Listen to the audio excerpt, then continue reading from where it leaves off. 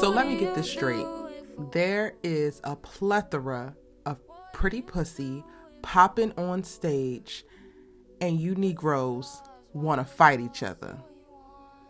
What's good, y'all? It's your good sis Erica Vane coming to you right here on Erica Vane TV with another P-Valley video. In this video, we are going to be breaking down episode 9 from season 2, titled Snow.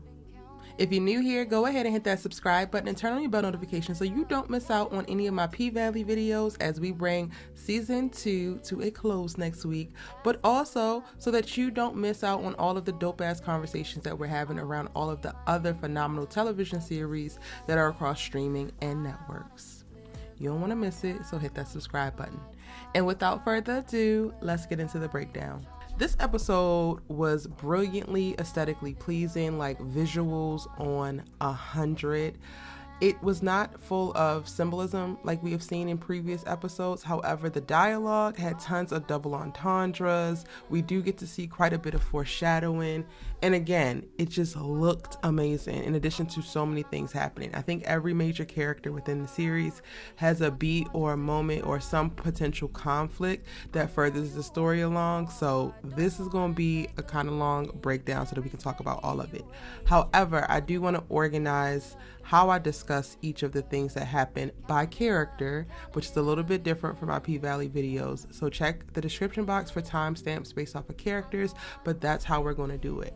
And to start the video off, we are going to start with, let's do the lightweights of the episode, which, you know, Roulette and Whisper are not actual lightweights by any means, but they had the lighter notes in this episode, aside from Roulette coming for Mercedes, how she has been trying to make her out to be some type of geriatric stripper. And I'm going to need you to let that whole ageism go, honey.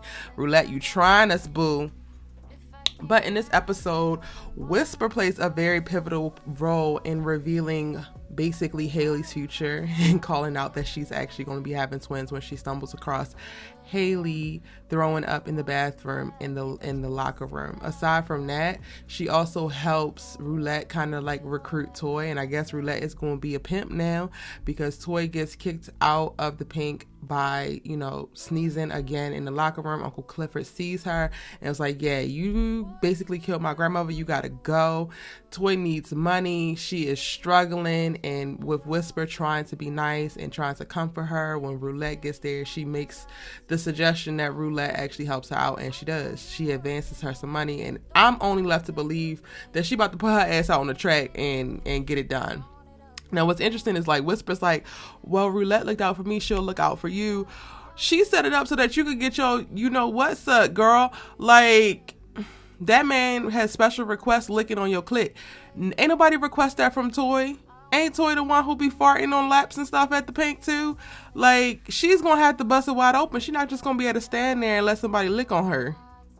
But again, this is the lightest, to me, parts of the episode. This don't even really matter until we spin the block, I think, in the season finale and probably in season 3, as we get to know a little bit more about Roulette and Whisper, how their like newfound friendship, partnership, sisterhood, whatever this is, how this moves forward. Now, when it comes to Roulette, aside from her recruiting Toy to now be one of her girls, she also has a moment with Duffy in the hallway, which is interesting. I'm trying to figure out, are they going to be a thing or are they not? Like, girl, do you want this man or do you not? Like, it feels like y'all have slept together before, but then, you know, he's like, who does the pleasing for you? So then I'm like, okay, maybe they haven't. Maybe they just have been making out and giving each other googly eyes, and Roulette has been threatening him because she's a boss ass bitch. Like, I don't actually really know, but we definitely get a beat of them after he basically gives her the money for the car, for Terrence's car, which he was able to break down and, you know, sell off and do what he had to do with. And Roulette sees him at the pink and kind of like brushes past him, and then he has to have her spin the block, basically. Again, light for the episode in total, but I think big points for Roulette's story and what Katori might be setting up for us to see from her in the future. Moving on to our future mayor of Chocolisa, Mississippi, coming to the stage, ashy ass, Andre Watkins. Okay, that's enough of that. Y'all know I'm still not here for Andre, but he opens up the episode with his little raggedy, you know what, the strippers was popping. I ain't even gonna hold you. Haley puts together a new promo to get people out to vote for him, and it includes the strippers of the Pink who are now in support of him, pop lock and dropping it so that everybody in Chucalissa can know that they need to go ahead and vote for him if they want to see more ass and get a little bit more cash. This was hilarious. It was one of the most hilarious starts to an episode that I have seen in a very, very long time.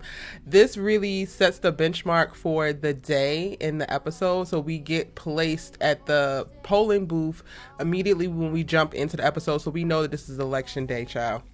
And we're going to come back to Miss Patrice Woodbine in a second, who interrupts Andre's interview. I think the most important beats about Andre, or with Andre's character in this episode, happened between our discovery from Haley in private that he has yet to find out about, and him actually getting caught by his soon-to-be ex-wife, who for whatever reason has popped up in Chucalissa and got an attitude. And you know, when Andre and Autumn are stumbling into the house and they kissing and they just ready to get it on, she cuts that light on like, "Oh, is this your campaign manager?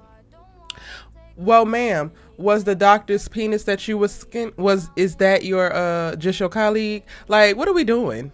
What are we doing?" Either one of you, Andre or Brittany, either one of you having the audacity to have an attitude when y'all have been cheating on each other left, right, up, down, and all the hell around. I can't. And Autumn just standing there looking stupid. It's just like... The best part about Andre and Haley's storyline for me is this baby that's coming. Or I'm sorry, the double time babies that's coming. Because other than that, don't nobody give a damn. Ain't nobody sympathetic of you, Andre, by getting cheated on by your wife, because you brought your ass to Chucalissa last season and had no problems cheating on her, lying about where the hell you was at when she popped up to surprise you. Brittany, we have no idea how long you've been smashing Dr. Bay, so we have no sympathy for you no more, even though we used to have sympathy for you. It do kind of feel like, you know, Andre is really into Autumn, and she seems in this episode like she could see herself maybe settling down and maybe, you know, figuring it out with him. So y'all just need to get it together and come harder, because other than that, I still don't give a damn. That's it. I do think that Andre's gonna wind up winning, and I don't know why, y'all, because this it's really not clear. By the end of the episode, it's not clear. I could totally see Patrice winning, but something in my spirit and my soul was like, Andre is gonna win. And I think that it might make more of like a story dent or a bigger mark within the story. Maybe that's why I'm leaning a little bit towards it. Because if Patrice was to win, she would just be the enemy. She would shut down drinking after a certain time. It would go back to being, you know, no alcohol and titties or bare breasts at the Pink, which I don't know if that's not the case now, because we don't really get to see the girls' actual chest. But Patrice would just infuse a whole bunch of rules. She would make sure the casino didn't happen. That would be it. Like, everything gets shut down. It would become damn near a church state run by a hypocrite, or a church city run by a hypocrite, and that would be all. But with Andre, he is so on the fence with a lot of things. He can be swayed. I think that there's a lot more story to be told if he becomes the mayor of Chucalissa. So that's why I'm leaning towards him having his little speech at the Pink. I'm like, okay, it's cool, sir. Him opening up a little bit and doing a little slight twerk before, you know, they get into the festivities of the night, which is one of the most lit nights at the Pink ever. I cannot wait to talk about this night at the Pink and all of the things that went down with it. But that is the tea on Mr. Andre Watkins. And I'm going to spin the block to Patrice, who has a very brief moment in this episode as she's interrupting his interview. She got her stripper pole on the back of this truck. She got all the Benjis that Corbin had tried to buy her off with loaded into this gold money gun, and she's making it rain all over the streets of Chucalissa outside this polling place, letting everybody know that she ain't dropping out this race and she's still very much so in it. You should vote for her. It was her on the poll for me.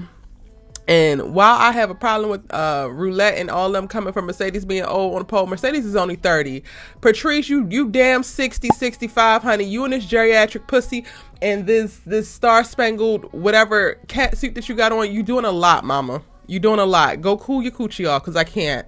I really can't. When I tell you Patrice sent me from the start of this episode, don't come for me. Like, literally. Oh, but I do want to know, what do y'all think? Do y'all think that Andre's going to win the mayoral race? Let me know in the comments down below. Now, rounding out the conversation around the electoral bunch, let's go ahead and talk about Corbin for a second, who clearly gets frustrated seeing Patrice come and give all his money away and be faux stripping on the back of this truck, and that she did not drop out of the race, even though last episode that was what he 100% intended on and had communicated to Andre after he was done, because he was sure that she would. His play within this whole election is like the least interesting thing about Corbin, which is a great shift because he has been so hyper focused this season on getting Andre elected and getting this casino bill passed. So to know that this was like the least important thing, it is reaffirmed by the most important thing, which is him coming into the pink again, being in the paradise room and requesting his typical exclusive Corbin experience, which includes a few lashings. Like, this is something that we don't get to see in season 1 when we're first introduced to Corbin's character. He just seems like he's the kinky, dominatrix type of dude, and we got a scene with him, Mercedes, and Mississippi, and if they were mock playing out some kind of slave situation, but it was like clouds and pillow, and he was strung up, and it didn't seem as real as what we got today when he brings his whip back to the pink and requests Uncle Clifford specifically to just beat him, like literally just lash him across the back, and then we get to see all of the scars of previous lashing. So there's something there when it comes to Corbin and his ties to slavery, his ties to his damn daddy, his white ass daddy who slept with the maid. Y'all know that this is something that they talk about with him all the time. But Corbin has some type of trauma around it, which is not necessarily clear. But again, this was the most interesting thing. And then from it, we get some dialogue before they actually engage in this act. And he's like, regardless of the results tonight, it's going to be good. And this just reaffirms what conversation that Uncle Clifford and him had last episode, when Uncle Clifford was like, yo, you just love swimming upstream, you love going against the tide, like you think that Andre's going to give you some power when you already have the power. And same thing with his brothers, like Corbin is in a position of power and he just continues to hand it away and then tries to buy it back. And then this scene, I guess the act of being beat and being able to take it reinvigorates him. I'm not necessarily sure because I don't know like what's the history on him wanting it, but for me, and watching that scene and then hearing him say like regardless of the results, it's going to be good, we know that he's in a position of power and he feels it and he's good with it. And that to me is also confirmed again when he returns out to the crowd with everybody. He's like, yeah, Autumn, let's have some drinks, and he's all smiling, there's blood coming through his shirt on his back, but he's good money. When he requests the lashes, he's like, I've really been missing this, Clifford. It's something that he's needed. So I am really excited to see how they flesh out why Corbin is doing this or what this specifically does for him. In the moment, I'm literally just taken to a thought of being able to put yourself in a position to take pain and still power through, giving you what you feel like you need in reference to like a power up. And I'm just going to leave it at that because I'm not fully sure. I'm looking forward to Katori's tweets tonight because Katori Hall, the creator of P-Valley and the writer of this episode, she literally live tweets on Sunday nights and gives additional details about the episode. So I wonder if she's going to speak on Corbin a little bit as well. So that's Corbin, y'all. I know I don't talk about Big L a lot, y'all, but in this episode, Uncle Clifford is forced to fire Big L after finding the oxy that him and Duffy have been keeping at the pink after Uncle Clifford specifically told his ass not to. Now, I don't know if this firing / I quit is going to stick, but I do think that it's going to be problems moving forward. Big L is literally a staple of the pink. I don't know if the pink is actually the pink or gets to move forward without Big L. And I don't know if Big L is going to be vindictive at all. And he know where all the bodies are buried. So let me know in the comments down below what y'all think is going to result from Big L being let go in this episode. Now from Big L to Big Bone, child. Mama spent her episode in the petty bag, in my opinion. Not only did she interrupt the first interaction that we got to see with Diamond and Keyshawn in the kitchen because she hungry and she feel like Keyshawn just thirsty, but she also has a very contentious moment with Keyshawn in the hallway where she goes out of her way to bump her shoulder and let her know that she's there, and to basically like pseudo check her because I guess she can see that Keyshawn has a pull on her man. There's also little nuances that I noticed with Big Bone in this episode, like while they were doing the rehearsal with Roulette, Whisper, Keyshawn, and Mercedes, and then the whole issue pops off about who's the biggest hitter and who's getting this, and Mercedes ain't bottling for nobody or foundationing for anybody. Okay, cool. I'm going to talk about that more when we get to Mercedes. If you look over, like, there's moments where they cut to Big Bone in the scene and she got her eyes dead set on Keyshawn. There's a moment where Mercedes and Haley are going at it and Mercedes is jumping up in her face, and you know, Uncle Clifford calls for Big L. Big L's like, nah, I'm gonna finish rolling my blunt. And then she calls for Diamond, and Diamond comes over, and Keyshawn looks like she wants to say something while Diamond's walking by, and freaking Big Bone is staring at her during this interaction as if she could throw daggers with her eyes, she would. And to me, all of this leads into the petty energy that I have felt around Big Bone this entire episode. A lot of the words that she said to Keyshawn really bring concern to me, because one of the strongest line is, these walls have ears and mouths too. And I'm like, what does that actually mean, girl? Because the only person that knows that Keyshawn is actually leaving tomorrow is Haley. They were in a room by themselves privately. So how could you hear unless you have been eavesdropping up, down, and all around in the Pink? Or, you know, you have some type of spiritual connection to Montavious, whose spirit is all up and through the damn Pink, right?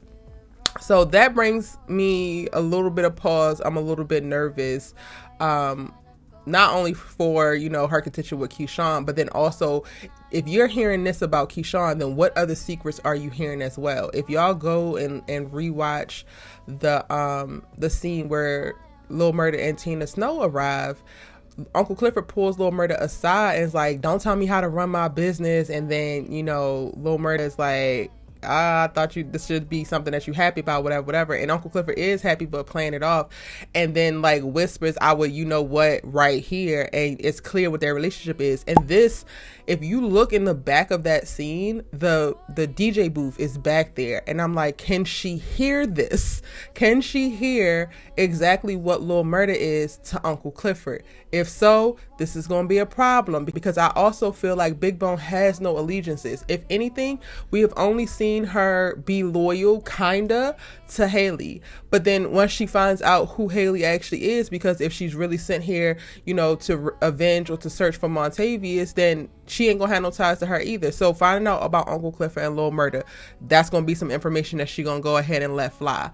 Like, has Keyshawn at any point while in the Pink said to herself where they're going, or not even specifically where, but if she knows that Keyshawn is making a run for it, then she has that information that she can give to Derek if he comes looking. Her having ears and eyes or whatever with the Pink and in commune with it, so that she has information that her ass is not supposed to have, is going to be a problem, especially after she becomes a woman scorned, which it seems like she does, in seeing, you know, Diamond save Keyshawn in a moment where all hell breaks loose at the Pink, and then Keyshawn kisses him. She's right there being able to catch the reflection in the mirror and sees exactly what's going down. And not only that they kiss, but that Diamond really wants the kiss, which I'm gonna talk about more when I get to Diamond, y'all, because that was everything. But you can really see her face go from shocked to completely disappointed as she can see what is happening aside from these two are just kissing. And then the last moment that we get to see with her, she's actually outside the Pink on her bike, looking at, you know, all of the chaos and the commotion. Diamond is trying to get the parking lot together. They don't even speak, and she's just staring, and then looking back at her phone at photos of them, and you can see that she's deeply hurt, but she's also part next to the Chief Eye Chiefs. And I'm like, so if you just found out about Lil Murda and Uncle Clifford having something going on, it's nothing to be able to further that information along. And then y'all, that damn tape is still out there in the ether. I believe that Rome might have gone ahead and sent that joint out to somebody or somewhere. So I definitely think that Big Bone could become a big part and like a lot of shit hitting the fan for our favorite characters. And I hate that for us. She was sitting in the cut with her big booty, her big titties, and her pretty face. But now I think Big Bone is about to be a problem. Not to mention, in the photos that we see her look at throughout the episode, one of the photos you can see she's holding Montavious' ring and she's holding it up by Diamond's face while he sleeps. So clearly she did not listen about, you know, the juju that could be attached to the ring of Montavious and the warts or whatever when, you know, Diamond warned her episodes back. She clearly was still interested in it and waited for him to go to sleep to investigate further. So again, she finna be a problem, a big problem. All right, y'all, next up, I'm going to talk about Miss Autumn Night, Haley Colton, Lakeisha Savage, whatever the hell you want to call mama. This is the first episode that I have gotten thoroughly invested in her storyline, and the moment that she went to go throw up in that damn toilet, I was here for it. Yes, give her a baby, make her ass sit the hell still. A lot of her trauma, a lot of her pain is the thing that's fueling her to not get attached to people, to stay a little bit deeper in her narcissism bag, to be a little bit more selfish than I would actually like. And a baby, or two, as Whisper says, changes all of this for her, and I'm totally here for it. In an episode, she has literally gone from the person who I could give a damn less about to, okay, I have to see what happens next for her. And it's interesting to see her in this episode standing beside Andre, kind of like as the mayor's wife, but clearly the future mayor is still married, so they're gonna have to handle that. But in full support and helping him to actually get elected. This episode, I again feel like Haley was the most likable, not because of the whole pregnancy news, even though that's a big part of it for me. But in this episode, you know, we get the confirmation that Keyshawn has the tickets that she needs to go where she's going. She's taking all of Haley's advice, and this is going to be it. Haley's fighting for her to keep 100% of the door so that she has all the money that she needs to get set up in the next place. She, again, is standing by her man, Andre, and really helping him get elected. She's doing a better job of playing nice with Uncle Clifford. She's, you know, treading lightly in some of the digs that she has, or some of the suggestions that she has for Mercedes. Like, even in the moment where, you know, Mercedes couldn't hold the pose, and she throws her hands up and she's like, well, can I offer a suggestion? And it's not because she wants to really throw daggers or tear Mercedes down. It's because she really just wants this to be a really amazing night, and she wants everybody to shine.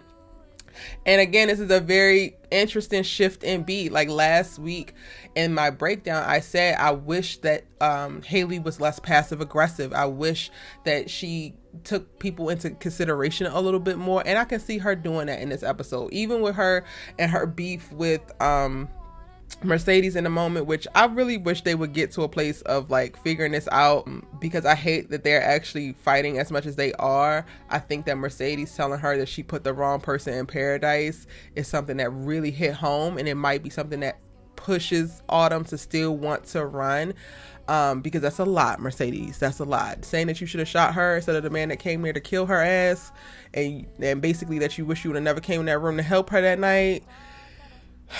Come on now, mama. That's a lot.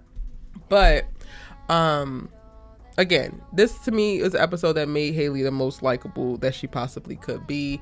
Aside from when she, you know, gets the light cut on as she's slobbing down her future mayor bae, whose wife is sitting there waiting, and cuts the light on them, and they got some explaining to do. I don't think that Haley is going to run anymore. I'm very interested in her telling Andre the news. I love that the moment that she found out, she was not drinking anymore and she wasn't smoking, because early in the episode we got to see her smoking a cigarette. I'm just like, these poor babies. But at that point in the episode, she ain't know. The moment that she found out, and we don't even get to see her take a pregnancy test. All you need in Chuckalisa at the Pink, all you need is for Whisper to tell you, and that's it. That's all. Whisper said we got to get ready for some twins, so let's go buy some matching bassinets, okay? Let's go ahead and do it. I love kind of seeing her be a little bit more submissive in her interactions with Andre in this episode. It was very nuanced, but it was clear. They leave the pink before all hell breaks loose because she has to tell him something, and she's going to reveal, you know, that she's pregnant. And I think that this could be something that helps her stay, because before she even starts to say, like, I need to tell you something, Andre's like, yo, have you considered leasing the land that the pink is on versus selling? And she's like, but that would mean I would have to stay. And he's like, well, have you considered that as well? And it's clear, like, he wants this to be a thing. He wants them to be in a relationship, which is perfect timing because she's pregnant. And that's when she's like, okay, I gotta tell you something. So Haley ain't going nowhere, and with 2 babies, you know what, I ain't really mad at it. I can deal with her another season, even though I have been over her for the most part. Now we just need to figure out how to keep Uncle Clifford's Pank alive. We need to figure out what the leasing plan is going to be, and as your good sis has already told you, let's license the Pank. It should be Panks in DC. It should be Panks in LA. It should be Panks in Atlanta. Like, if we're going to go ahead and lease the land to this casino, let's go ahead and license the Pink and its IP and the Mercedes experience, which she can go ahead and curate. That could be your next step. But again, we're going to talk about Mercedes, y'all. It's coming. Let's get it all going. And let's have generational wealth, ridiculous money coming in at all times. Stop selling grandma's house and figure out how you can get a residual returning income every month. Now let's talk about Mercedes, who is still struggling up on the pole, and a lot of people are pointing to her age and the reason why she's struggling on the pole. She's pointing to her shoulder and the curse that she received after putting Montavious in the ground. But come to find out, I think that Roulette is the one who has it correct.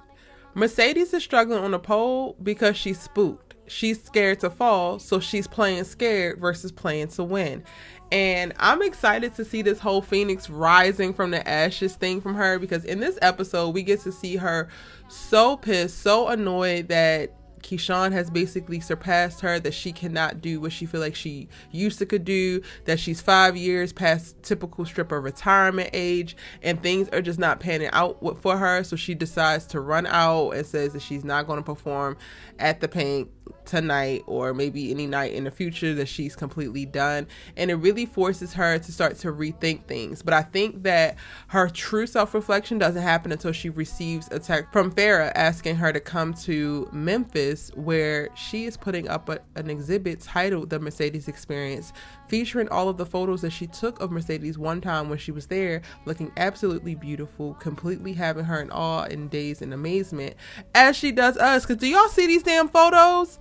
This is how you do a legend. This is how you do an icon.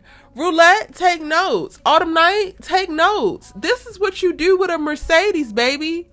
You honor her. You exalt her. You give her her damn flowers, because she been that bitch. She's still gonna be that bitch. I said, okay, Farrah. But the only thing I didn't say okay, Farrah, to is like, where's my $40,000 at? Because this is cute. These pictures is cute. They cute. When they sell, am I getting 50% of these proceeds? Because you and your damn husband, whether you about to get a divorce or not, still owe me 40 bands, and I'm still mad about it, and I want my money. You sit up here talking about will I sleep with you again? Will you run me my money, honey? That's the question. That's the only question that needs to be answered. But we're going to take a moment. We're going to take in this art, and we're going to allow it to wash over Mercedes and provide her with a new perspective that sends her back to Chuckalisa and allows for her to be in the audience watching Mississippi shine. Mississippi is on this pole doing her thing for the very last time, and you can tell. And she's in utter awe of it. And I love the line of, sometimes you just want to sit back and take in some art, when Maine asks why she's not one of the ones out here on this pole. This episode, while a little bit quieter for the Mercedes character, I think is going to be the most pivotal, because it is going to this exhibit, seeing herself the way that Farrah saw her, hearing words from Farrah like, damn, if this was your weak side, I hate to get into a fight with you. Like, she pointed out how she was shifting her weight onto her weak side because she was really trying to, or she was nervous about if her arm on the right could hold it. And she really just gets the reinforcement that you are great. Like, you are powerful, you are strong, you got this. And not only does she get the validation of those facts, but then also I think that in a way she gets the validation of like, this really is all in your head. You are conjuring up roadblocks for yourself, maybe in truth, because you do want to move on and you had already planned to leave the pink until Pastor Woodbine decided to intervene and fuck up things for you. You are seeing Keyshawn do bigger things, even amongst her situation. So there could be a subconscious, jealousy there. There could be a subconscious like fear of missing out or fear of like figuring out what's next, and all of that is what's culminating in you feeling like you can't actually bust down the pole like you used to. But again, to me, this episode, all of that is what comes to mind and what comes to the forefront for Mercedes. And by the time that we arrive at the end of the episode where she's sitting and talking with Lil Murda, it takes us back to episode 1. She even says, the last time I saw you, you were just a little perpetrating ass rapper, which is the title of episode 1.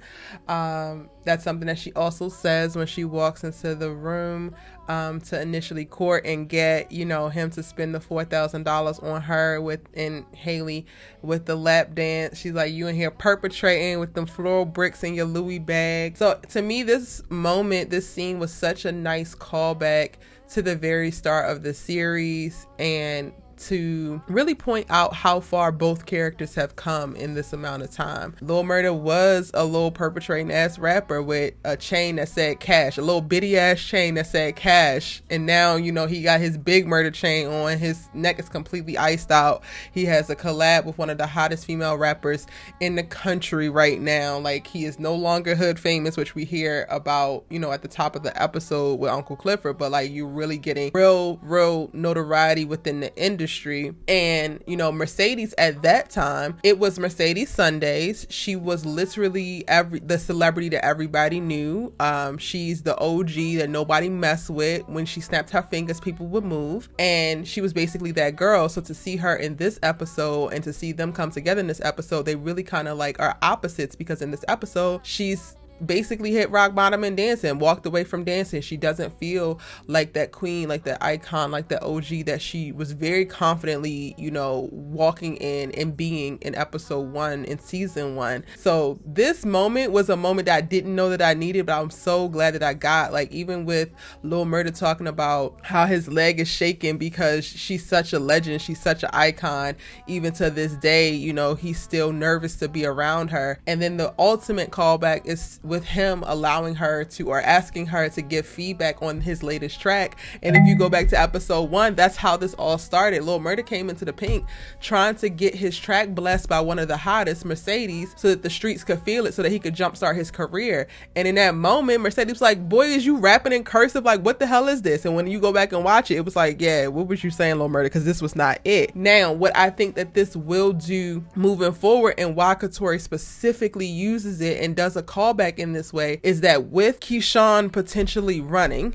Lil Murda don't have that X factor to go along with it, which he might not need anymore now that he has an industry cosign in Tina Snow. He probably could get plenty of other collaborators that want to do music with him. Cool. But it also feels like Lil Murda want to stick to, his formula, his way, and he wants to try to craft his career as best as possible to stick close to who he is. So I could totally see, as we end this episode, it's a to be continued, but I could totally see Mercedes hearing this song, and this is going to be the song that he made after he killed Pico, y'all, so just be clear about that. I think she's going to love it, and this is going to be the Phoenix Rising part for her. She's going to kind of slide into Keyshawn's spot, I think, with Lil Murda in his set. The next time that he performs this track, or when he performs this track, I think that he's going to do so with Mercedes, and it's going to be her resurgence back onto the pole, her reintroduction back onto the pole, her reemergence as the legend and the OG that she is. And I think we get the foreshadowing within the dialogue, because he literally specifically says, like, your booty finds little parts of the beat that nobody else is paying attention to, and it just blesses it, and it helps people really co-sign and get on board with whatever the track is. Like, he says it much more poetic than I just said it, y'all. But I'm like, yo, this is going to be how Mercedes actually gets her ass back up on the pole. She stops worrying about her arm, and she's going to kill it. And I'm excited for it. I really am. It was interesting to me earlier on in the episode where we get to see Mercedes like, yeah, so Keyshawn's the hitter that you're talking about. And then she asks Uncle Clifford, is Keyshawn better than her? Back on Keyshawn's episode, y'all, that was one of the things I said in my breakdown. I was like, I took a moment and I was like, damn, is Keyshawn better than Mercedes? And it was the very first time that I had that thought. Not that I was trying to compare them, but while watching Mississippi, I was like, damn, is she better than Mercedes? Because I remember every time seeing Mercedes feeling so captivated and so enamored by what she was able to do. And you could definitely see throughout this season the peeling back of that, and the Mercedes experience not being as bright or as shiny or as enamoring as it used to be, as we get to see Mississippi drop deeper into what is her performance, which is her showmanship. And I'm going to talk about her specifically, but because I feel like she has gotten better the freer that she has felt. But I love that we get that question from Mercedes, because that's a very, very real question. And for them to be sisters at heart and to be, you know, sisters within this thing and in life, but then to have the feelings of competition and a little bit of jealousy, it just creates for a much more dynamic experience with these women. And I personally love to see the questioning of it. And I think that while this has been very hard to watch Mercedes struggle in this way and grapple with, you know, what's next for her, how is she gonna be okay, is she gonna be able to show up for Cherokee, all the things that she has been grappling with this season, all of it is what makes for her to be the amazing dynamic person and character that she is, and it's going to set her up for something even better moving forward. And I'm so excited. I love everything about Mercedes in this episode, especially Mercedes and Lil Murda at the very end. Not to mention the little visual symbolism that we get, because she's sitting on a throne when he asks her for her feedback, and she's like, I might hurt your feelings, and he's like, I could take a blow, which is another like nod to episode 1, because when she said, Negro, is you rapping in cursive, he took offense by it, but now he's in a receptive place to hear whatever she has to say, any kind of constructive criticism. And I love it, and I cannot wait. I'm really looking forward to seeing and again, this is my speculation, it's not confirmed, but I'm looking forward to seeing what the Lil Murda and Mercedes experience is going to look like with the performance. All right, y'all, we're moving right along. We got a few people to get to, and I know this video is a little bit longer, but I think that I needed to structure it this way, especially as we are preparing to go into the season finale, so we know where every character is before we arrive at the final episode of this season, and we're just very clear on what the plot looks like for these characters, what the conflict looks like for these characters, and hopefully what a lot of their ascension journeys may look like. So, Uncle Clifford. When I tell you that whole Morning Delight scene gave me all the life that I needed, I am so here for Uncle Clifford and Lil Murda playing house. They started some dialogues that they really need to continue, but they didn't in this episode, and that's fine too. I think that they just work, but they're also at a very new stage in their relationship where they're clearly both, you know, invested in with each other, but they're also moving kind of cautiously and trying to guard themselves and their hearts to a certain extent. They're not revealing everything, they're not being fully vulnerable. So it's very cool and then interesting, but then also at times a little heartbreaking to see what they choose to share with each other versus what they don't. In the moment of the like Morning Delight, Uncle Clifford makes a note about how this whole setup that they have going on is temporary twice before Lil Murda even says anything. Like, he doesn't respond to either of those mentions. So I was watching and like wondering like, well, does he want it to be temporary? Does he want to ask if Uncle Clifford wants it to be like that?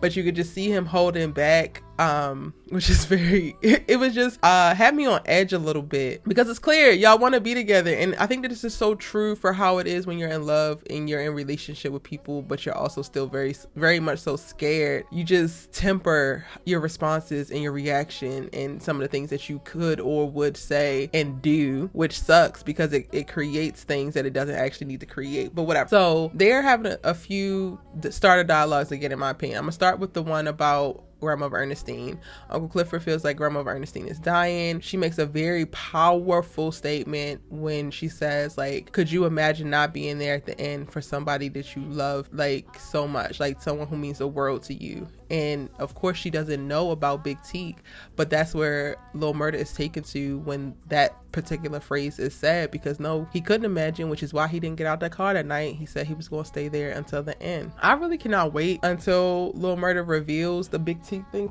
to Uncle Clifford. I think that definitely needs to come out, and it will help their relationship ultimately, but we'll see. And Lil Murda makes a note of like he don't want to leave. Like they started talking about, you know, him going on tour with Tina Snow because their single is blowing up, and one of the things that he says is like, I don't want to leave, and Uncle Clifford interrupts like, don't worry about me, I need to worry about myself, and I need to maybe get used to being alone in this house, because again, Uncle Clifford is pretty sure that grandmother Ernestine is dying. And I don't know if I believe it. I thought at first, like when she was first taken away, I was like, oh, this is the last time that we're going to see grandmother Ernestine.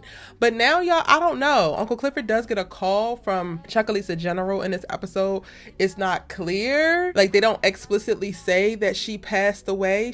We do get a moment that we get to see her have an episode in the hospital where the nurse is trying to give her water, and she thinks that it's Beulah trying to give her water, which is ultimately like symbolic of her accepting death and walking into death, and she's still fighting. And I personally think that that's what that means, is like she's not giving up. If anything, I feel like maybe they're giving a call to let them know, or let Uncle Clifford know about the incident that happened. I don't know if grandmother Ernestine is gone just yet. We do get to hear Uncle Clifford say to Toy, my grandmother is dead. And then we do get to see, you know, when she walks in on Mississippi, you know, writing her last little note to Mercedes and leaving, that, you know, she says like life is too short. So those things would kind of like lead you to believe that grandmother Ernestine is gone. But I feel like personally Uncle Clifford would be a little bit more distraught than that. So I don't know. I'm gonna go ahead and err on the side of grandmother Ernestine is not gone as of yet.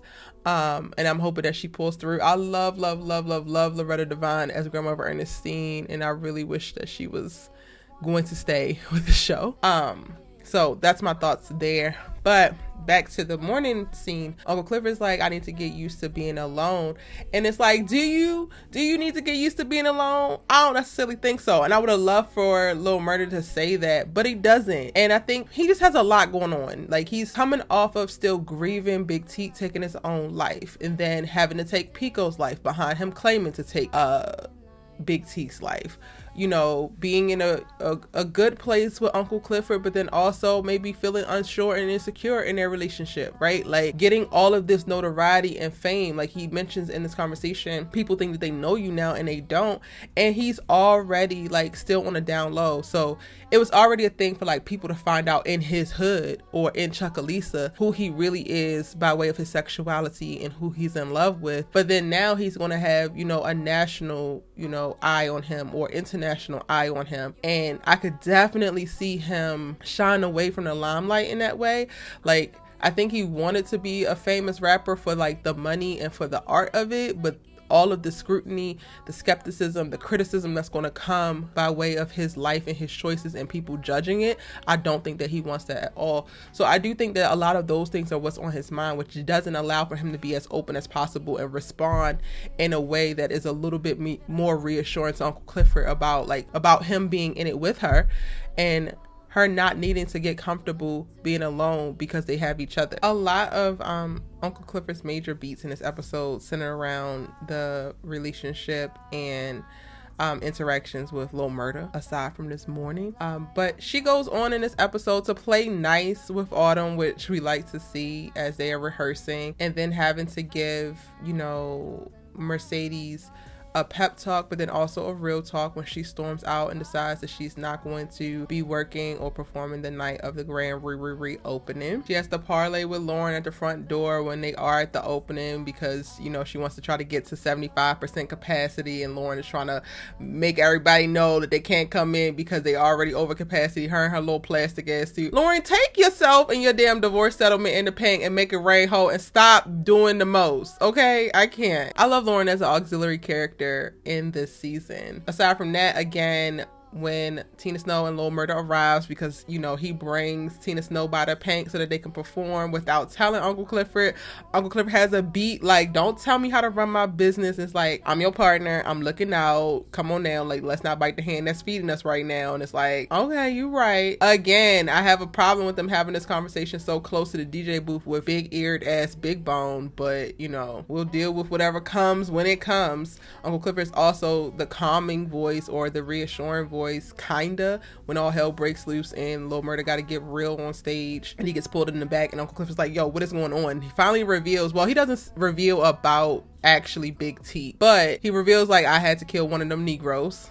It wasn't that night that I came to your door, but I did actually do it. So I'm gonna need some more questions to be asked in this next to be continued, because y'all need to get very, very clear on who you get, Uncle Clifford. Like, you need to know exactly who you get and who you harboring in your home. Even though I don't think Lil Murda would do anything to try to put, you know, or not, none of it would be intentional, of course, but he wouldn't do anything to put Uncle Clifford's life in danger. But clearly this is a budding gang war that's not going to die down anytime soon. They literally tried to attack you while you were on stage with Team Snow in Mississippi, which I'm going to talk about when I get to the Lil Murda section, because I'm pissed about it. But Uncle Clifford, you gotta get very clear on that. I don't know if I feel like Uncle Clifford overreacted after finding the oxy and then firing Big L, because everything was already hitting the fan. Mercedes then walked out. You don't know this, but Keyshawn is actually leaving, and you learn this a little bit later after that. You know Redbone is trying to steal your damn club, which Big L goes ahead and reminds you of. And I get that you mad and you don't want him to do it, but Big L has been a rider from the jump. So part of me feels like, all right, Uncle Clifford, pull up a little bit, or at least like, let's have this conversation when, you know, cooler heads are prevailing and it's not all hell breaking loose in the pink right now, because clearly emotions are high. But she just on a warpath at this point, only to get a call from Chuckalisa General, which again, fingers crossed, is not about Grandmother Ernestine passing or anything. And then she stumbles across Mississippi, leaving her last little note and saying her goodbyes. The last scene that we get to see is Uncle Clifford saying that I will always be your sister in lipstick note on Mercedes' vanity left by Mississippi, and she starts to cry. And again, I'm hoping that it's not because Grandmother Ernestine is gone and it's really just because this is the last time that she's gonna see Keyshawn. But I don't know, child. I could definitely understand if it's also crying, because all of this is a lot. She has been fighting. She has been feeling like she is failing. She's been doing the best that she possibly can at any given moment. And even when they get glimmers of hope and joy and, oh, this is a success, then it kind of gets snatched and then some other shit shakes and it's like, ugh, how annoying. But that was Uncle Clifford and her journey in this episode. Sis is still giving look, hair, like that damn Morning Delight hair and face. I was like, not you looking all glowy and sun-kissed, bitch. Yes, I'm here for it. Uncle Clifford, we forever stand. And Lil Murda, who, of course, his storyline has been overlapped with Uncle Clifford and Mercedes, and I've mentioned him in both of those sections. But I want to specifically point out in talking about him in this episode is this is a very reflective and decision-making episode for him. By the time that the fight breaks out at the Pink and he proclaims that he's going to be his own security moving forward, I think that he's making a decision to like really be on demon time. We have seen a kind of like mild Lil Murda. We've seen a very personable, likable, lovable LaMarcus in the season previous as well as this season.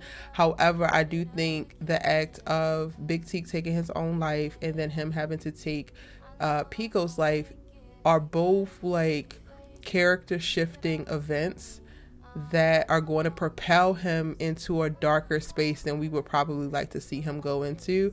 And I think that this episode is the beginning or the origin story of that.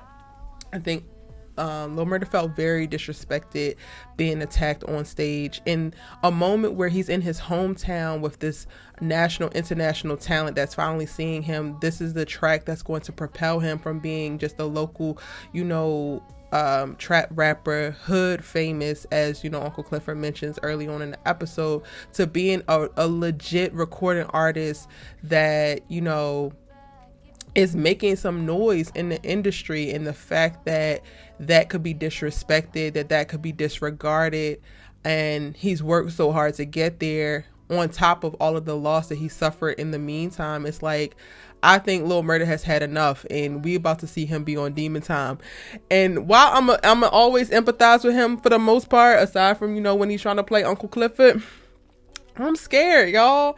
I'm scared of what does demon time look like for LaMarcus. I'm scared for if we're about to see this man shut down and go to a place where he is less vulnerable, less honest, less open, because those have all been the amazing things that have been so endearing about watching LaMarcus on this journey to pursue love, life, and success within his career, even with, you know, the wrinkle being thrown into the mix of like, oh wait, you fell in love in jail and Big T is gonna be your security now. What does that mean for you and Uncle Clifford?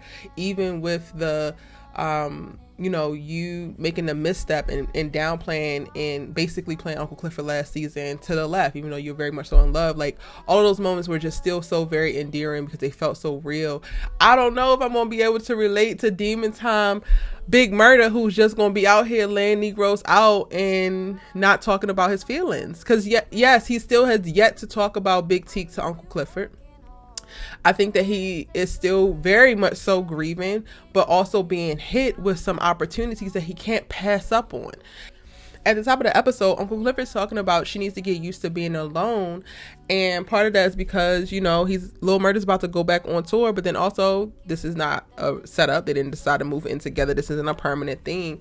And I believe that had the Tina Snow collab not happened, Lil Murda would plan on staying there. Like, this is very much so, you got to strike while the iron is hot, and he's going to jump on this opportunity. He's going to go on this tour because this is a wave and it's going to propel his career forward.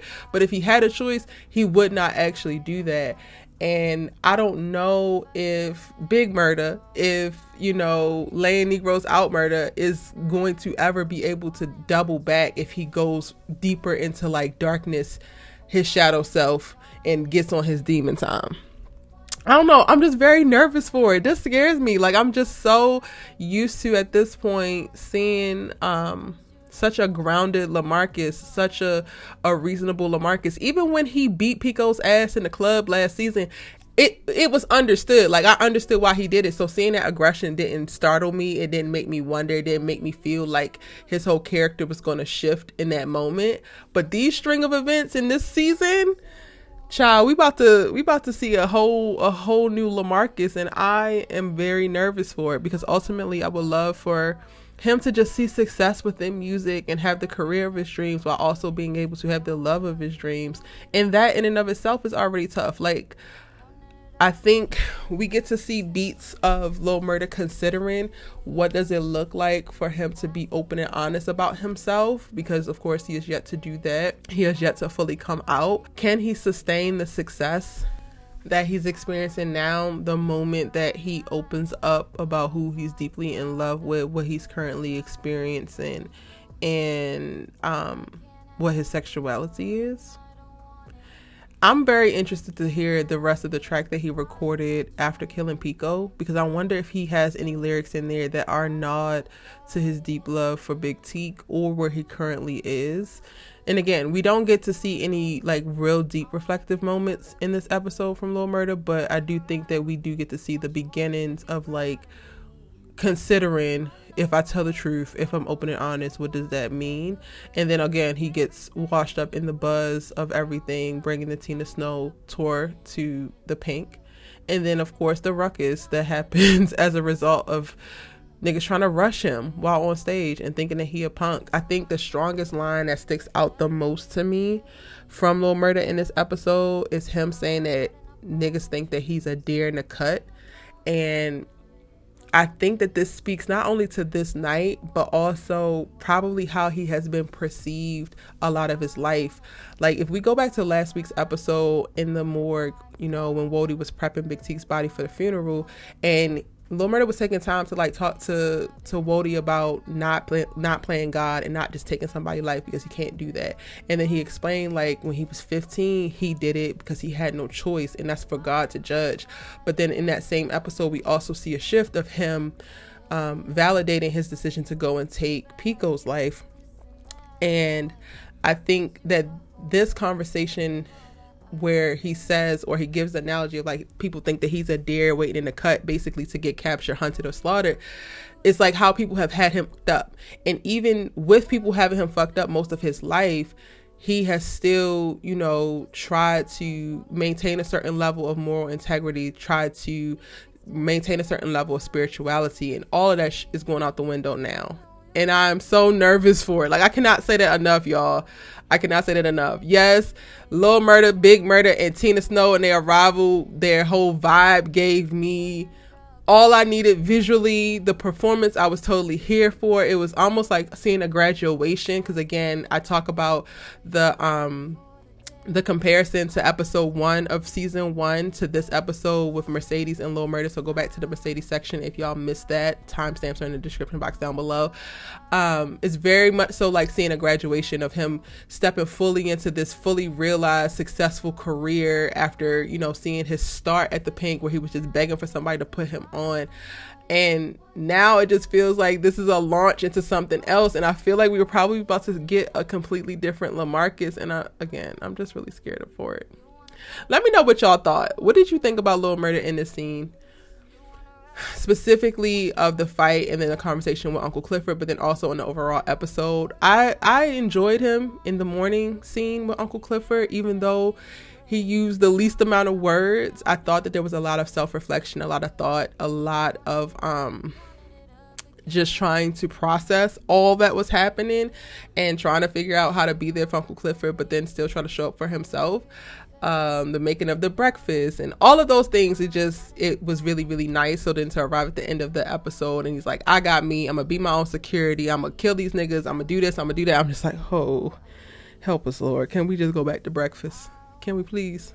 And then shout out to Lil Murda specifically because, as I mentioned, the similes, the comparison between episode 1 and this episode with him and Mercedes, but he also, I think, provides the final validation that she needs of how great she is, because she goes through this journey in this episode of like completely hitting rock bottom, feeling like she's being discarded, feeling like she's too old, feeling like, you know, she just can't do this anymore. And for the last scene, for them to be on camera and then them to be together, and Lil Murda's confirming like, yo, my leg is shaking because I'm nervous. You literally a legend.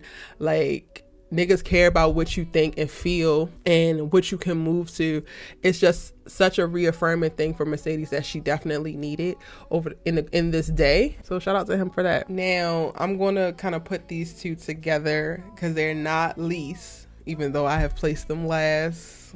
They had the shortest amount of time together, but when I tell you their scenes had me on the edge of my seat, my God, Keyshawn and Diamond.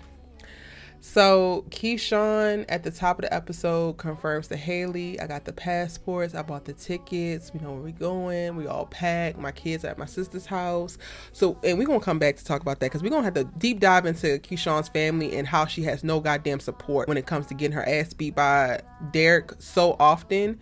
And these people are still alive and still around enough to watch this time and to watch the babies that time. Meanwhile, they are no help to her at all. We're going to talk about that. But she talks about that with Haley, and then they go into practice.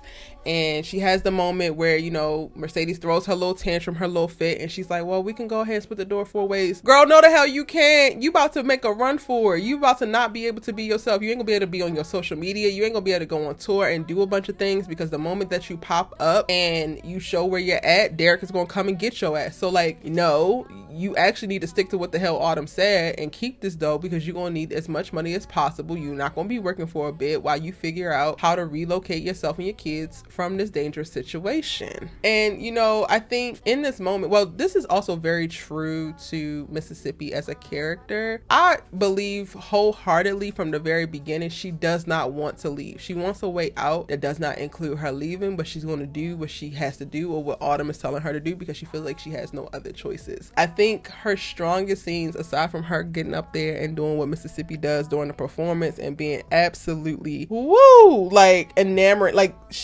when she gets on a pole, she like mesmerizes you and you just sit there and you're like, oh my God, how is this happening? 500% every time. Please sign me up for the Mississippi experience. But anyway, aside from that, I think her most interesting scenes are the interactions with Diamond. Even in the moment where Mercedes is going off and she going off on Roulette, and then that turns into her going off on Autumn, and then, you know, Uncle Clifford calls for Diamond to come over and help her break them up, and Mississippi is like staring Diamond down while he comes down to like help her, and she wants to say something. And I made a note about how Big Bone is watching Keyshawn watch Diamond, but even that, she didn't get to say anything, and it just said so much at the very top of the episode.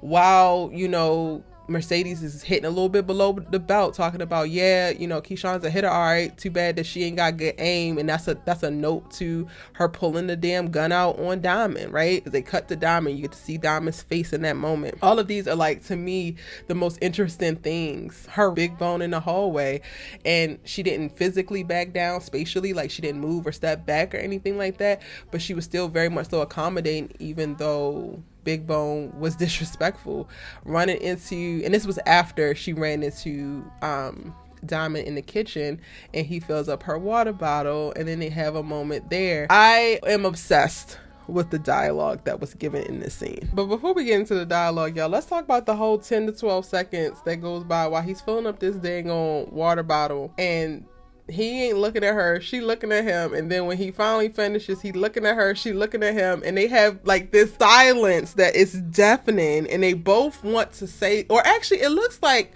Diamond is looking for what the hell it is that she's trying to say, and she want to say something but don't know what to say. But then when he keys in on the necklace that he gave her still around her neck, then she gets like, oh, that's what I could talk about. And she's like, oh, come to find out, it actually does work, except for the big bad wolf stole the key to the tower. But you know what? My hair is long enough now. Yes! Yes! Immediately, yes! And to me, in her saying this, it's like in the fairy tale of Rapunzel, let down your long hair, the prince comes and climbs up her hair to her rescue in the tower, to love on her in the tower, to befriend her in the tower. So I'm like, is this her invitation to Diamond to try again, that she's ready now, like she wasn't ready before, but she's ready now to be saved and or to save herself? I kind of took it like that. So that's why I'm feeling like there's so many double entendres in this episode, because you do have the straight value, what it is, of like the prince does climb up Rapunzel's hair, cool, but then also Rapunzel could use this hair to escape the tower, which is what she's currently planning to do, regardless of the big bad wolf having the key and it being locked or whatever. This hair means that she gets out. Whether someone saves her or she saves herself, she gets out. And Diamond was literally about to chime in and say something, and I feel, I don't know, I could just be hopefully looking at this, just this hopeless romantic ass Erica. I feel like he was gonna follow it up with, okay, like alright, he ready to catch her, or he ready to climb, or whatever poetic shit was about to come out his mouth, until Big Bone started banging on his goofy ass bell. And I hate that for us. I hate that for Keyshawn. I'm so annoyed. Big Bone, for whatever reason, we also get so many notices or moments of her like looking at pictures of her and Diamond, so like clearly she has fallen, and I'm just like, has Diamond fallen for her? Because the last time that we saw, he was imagining Keyshawn's face on your body, and every time he sees her, you could tell that he loves the shit out of this woman. In this moment, she's talking about her hair was long enough now. He looked like, thank God, I'm so ready. When he goes to save her, when all hell is breaking loose and Negroes is pushing her to the ground and stepping over her on the stage because they're running amok and acting like hooligans, he comes for her, pulls her up, makes sure that she's good, and doesn't leave her until it looks like she's good. But before she can actually confirm that, she goes in for a kiss.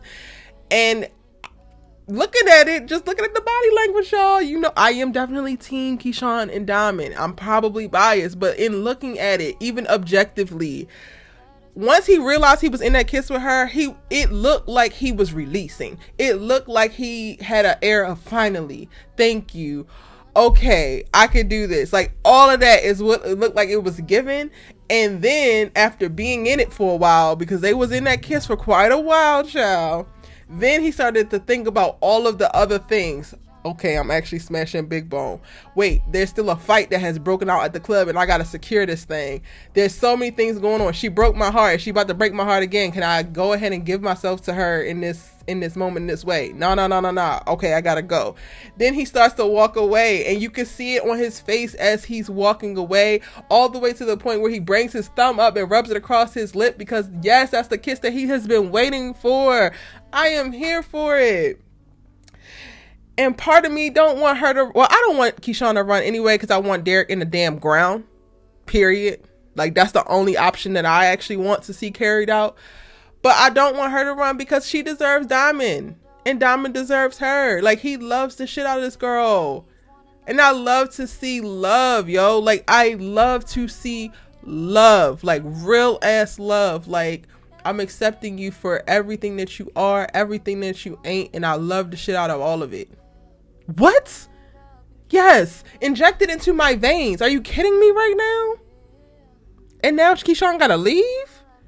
You mean to tell me Keyshawn gave a cookie to this little raggedy ass white man in high school, got pregnant by him not once but twice, has been beat by him, and now she got to go? Oh no. I'm gonna need us to find a big ass hole for him to find himself in. And Diamond, I'm gonna need you to step up. We secured the place. Once we realize that Keyshawn is gone, I'm gonna need you to turn on your little Terminator, whatever the hell this is, and go find her and bring her back home, i.e. you. Because this is a thing that needs to happen. Big Bone Baby, I'm sorry that you're in love with Diamond. I get it. Look at him. I get it. Listen to him. I get it. His heart posture is amazingly positioned. But girl, this ain't your man. Okay? Somebody else can come along, but this one is not yours. This one you was just renting, honey. And it's time to go ahead and return him back to Blockbuster, baby. He ain't yours. Go ahead, give it up. And do so without a fuss. Because you don't want it to be trouble. Trouble. All right, y'all. So, of course, I'm obsessed with all of the Keyshawn and Diamond moments that happen in this episode. But then also we get her last looks, her last goodbyes as she's getting ready to leave the pink. The last conversation that she has with Uncle Clifford. Where Uncle Clifford's like, I don't want to see your pretty ass face here ever again. And that's not because she don't want Keyshawn around, don't love Keyshawn. It's because she knows what leaving means. She knows that this is going to be hard, and she's proud of her for doing what she got to do for herself and her babies. And while Derek is still here, she can't be here, so she got to go. And when I tell you the crocodile tears that I cried watching these two women embrace each other in this way for Keyshawn, and I'm about to cry right now talking about it. For Keyshawn, you can tell there's an air of like, I don't want to leave home. That is heartbreaking to watch someone feel like they're forced out of their home with their real family. And I don't like what I imagine life looking like for her on the run. Like, Haley, you might have arrived here and lucked up by seducing ashy ass Andre, and now y'all about to find love in a real hopeless place, yada yada yada. But this shit has been hard for you. Like, you have been struggling with alcoholism. You have unprocessed trauma from the losing of your daughter. Like, y'all have had to put a man in the ground. I don't want any of that for her. Like, none of it at all. I mean, this is definitely not going to be the end of what we see from Mississippi, because she's clearly like a main character on the show and she can't leave the show. And clearly the show is still here and it's about the pink and what's happening in Chucalissa. But it's still heartbreaking to think of we're not even going to see her as much and what's going to happen for her moving forward. What need to happen is Dom need to go get her. And with that said, y'all, that is my full breakdown. If you made it all the way to the end of this video, you are a real one. And I want to show you some extra special real love. So give me some fire emojis to represent, give me 4 of them, fire emojis to represent how fire this episode was in the comment section down below. When you drop your comments, let me know how you felt about the episode, any questions that you have, any theories that you have, and just your overall thoughts and note. Drop that in the comment section down below. And if you have those 4 emojis, those fire emojis in it, I'll know that you watched the entire video and I'm going to respond back to you for sure, because I appreciate you being a real one. Thank y'all so much for talking out this episode with me, being along for the ride. If you're new and this is your first time listening to one of my breakdowns or watching one of my breakdowns, be sure to hit the subscribe button so you don't miss out. It's your good sis, you love to talk TV with, and I'm gonna see you in the next one. Bye.